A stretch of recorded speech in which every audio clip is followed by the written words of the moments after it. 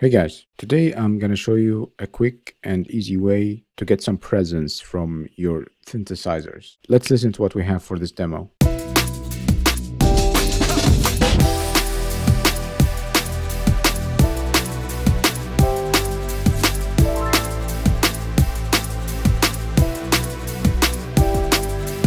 You can hear that our synthesizer is kind of muffled in the background and it's not really present in the mix. So we're going to fix that right now.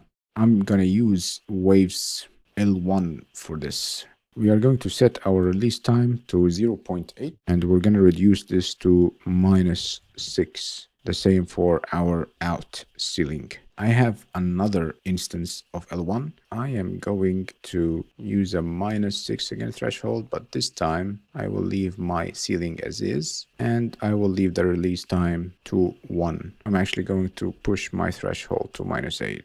And now we are ready to listen to it.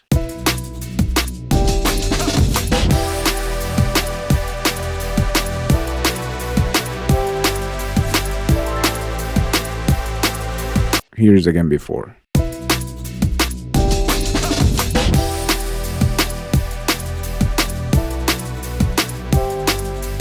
After.